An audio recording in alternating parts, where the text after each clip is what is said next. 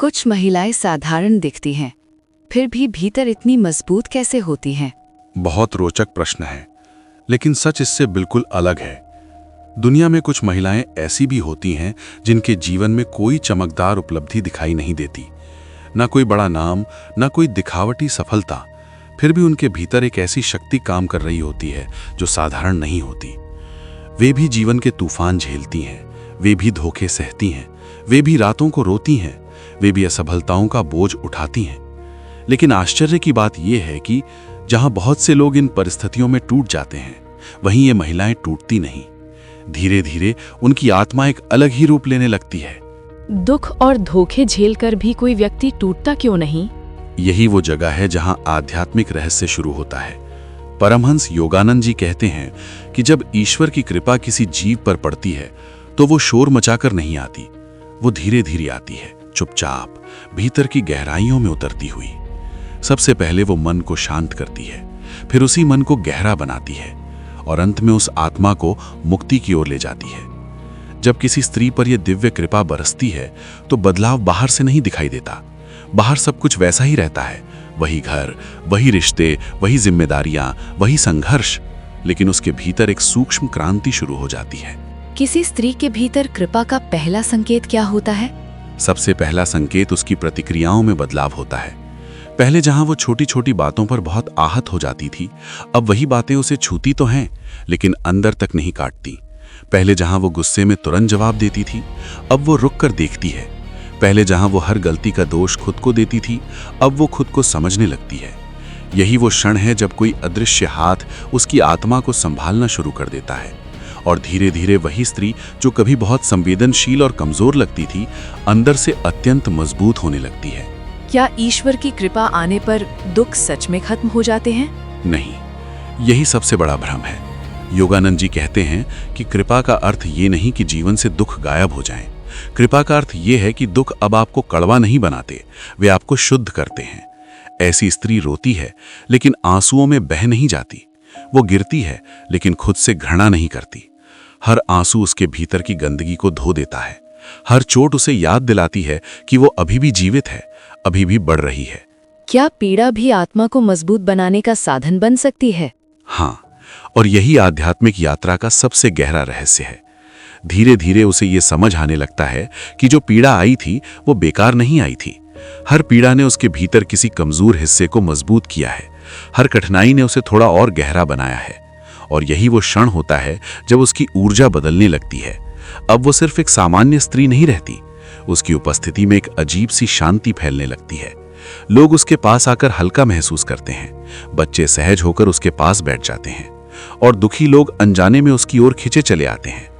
क्योंकि जब आत्मा निर्मल होने लगती है तो उसका मौन भी उपदेश बन जाता है।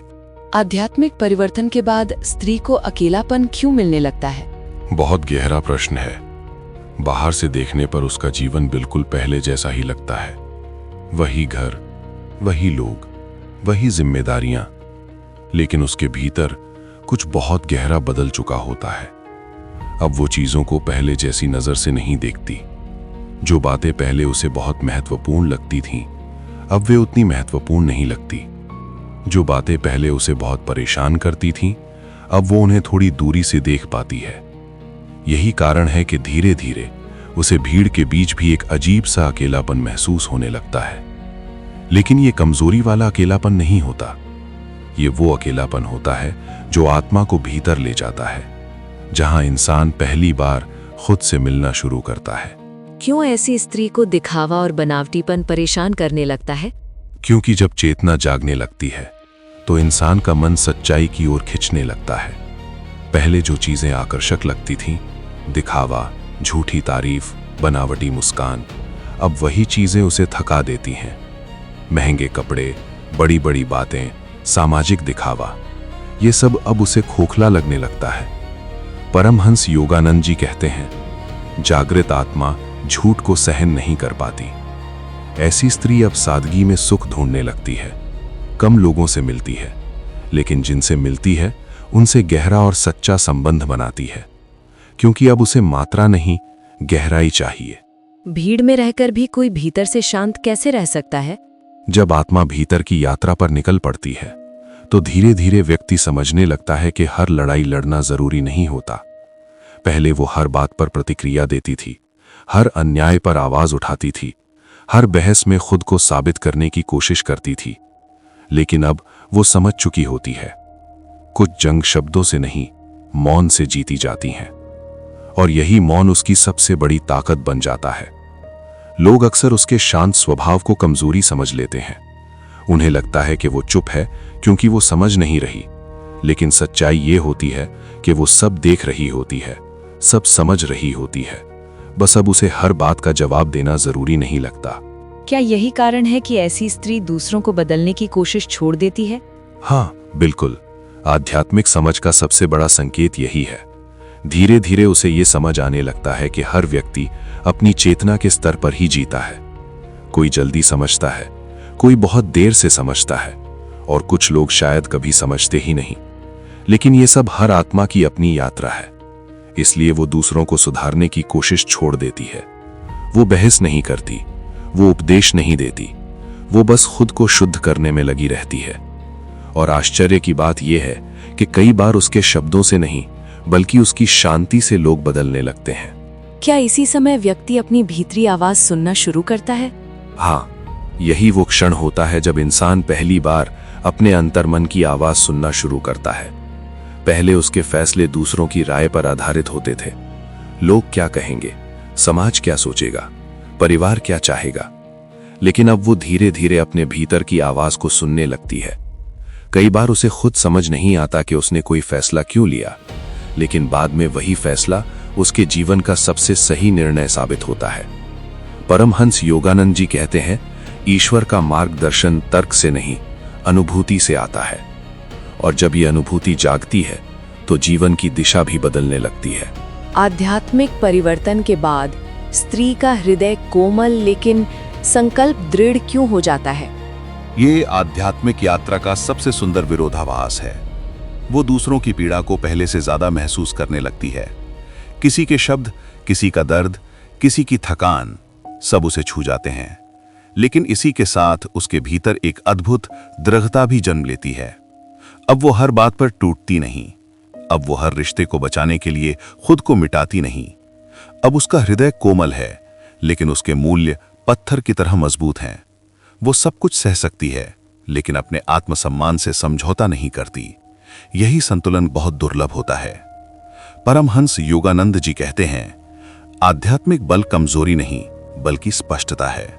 और जब ये स्पष्टता आती है तो इंसान जान जाता है कि कहाँ झुकना है और कहाँ अडिग खड़े रहना है।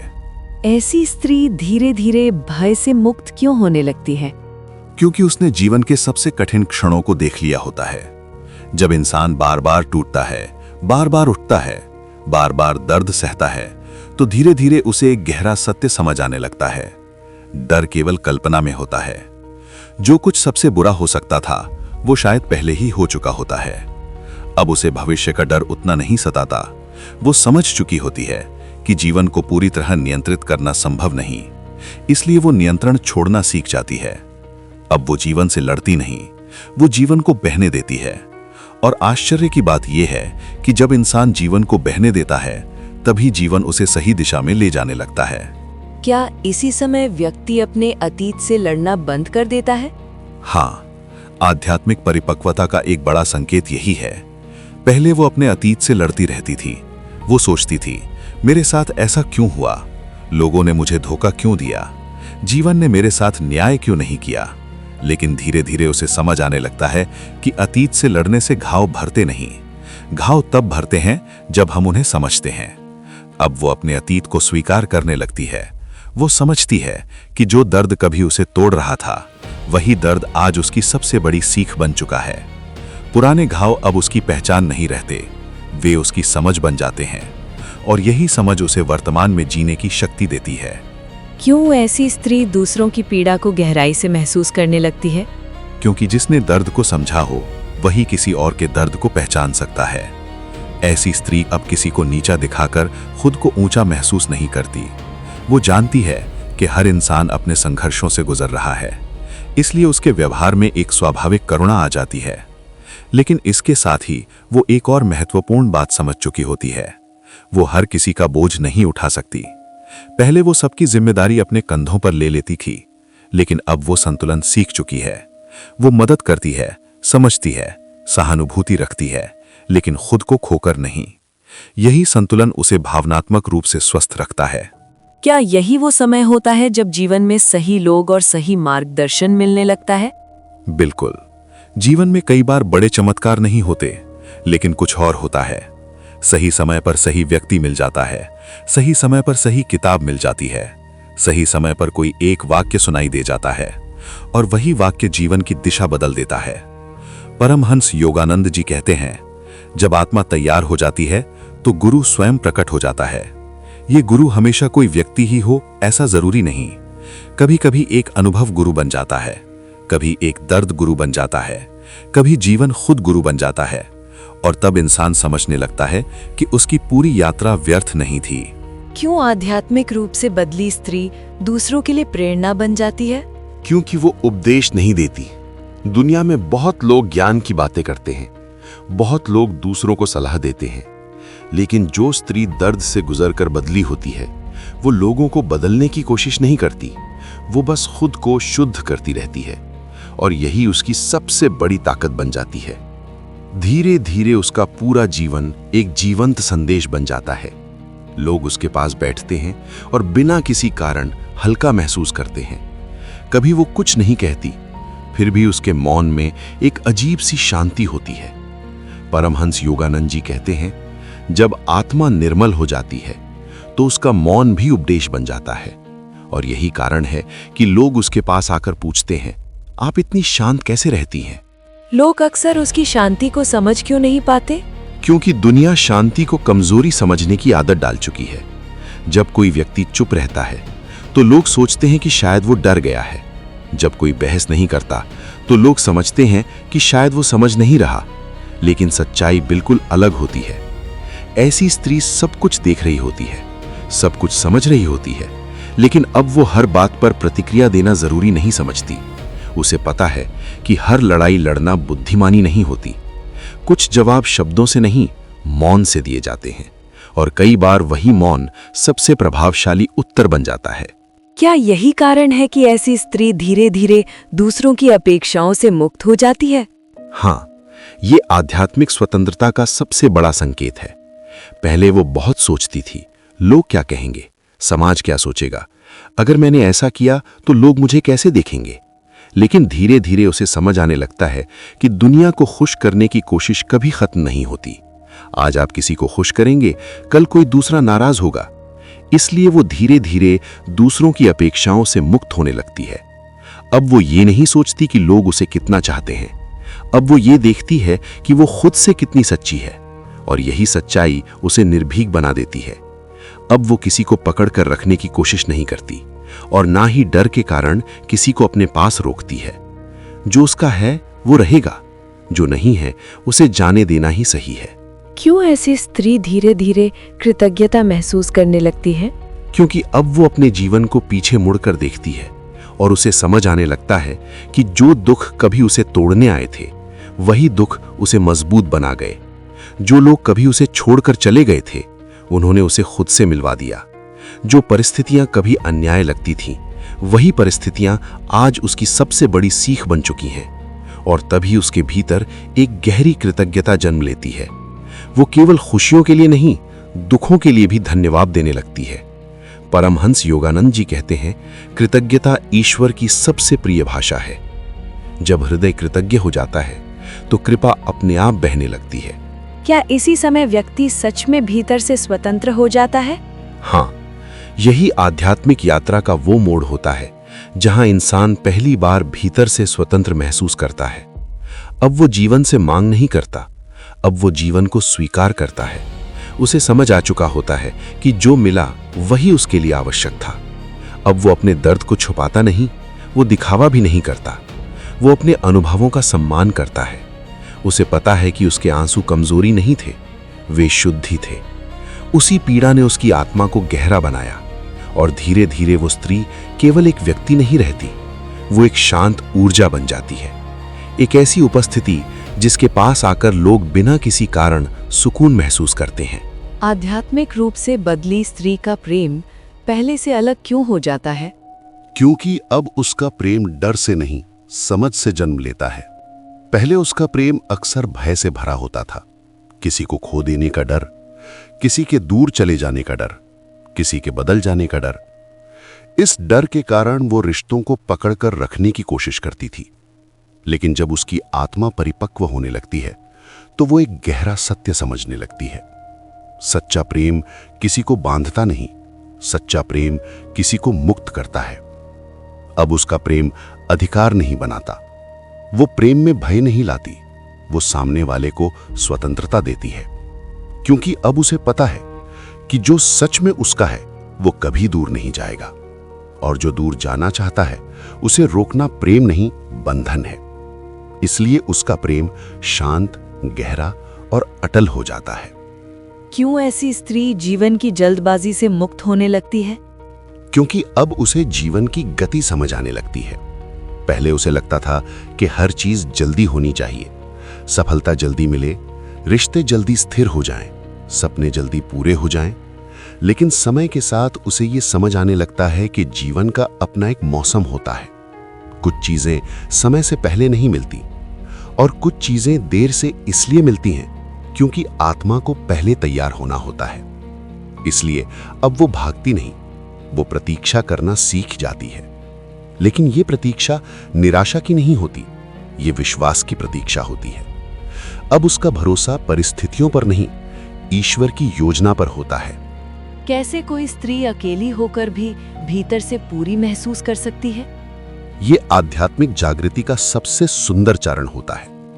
पहले उसे लगता था कि उसकी खुशी किसी और पर निर्भर है। अगर लोग साथ हों तो खुशी, अगर लोग दूर हो जाएं तो अकेलापन। लेकिन धीरे धीरे उसे समझ आने लगता है कि खुशी बाहर से नहीं आती, खुशी भीतर से जन्म लेती है। अब वो अपने भीतर की ज्योति को पहचानने लगती है। उसे बाहर से प्रमाण की जरूरत नहीं रहती, उसे किसी की स्वीकृति की जरूरत नहीं रहती।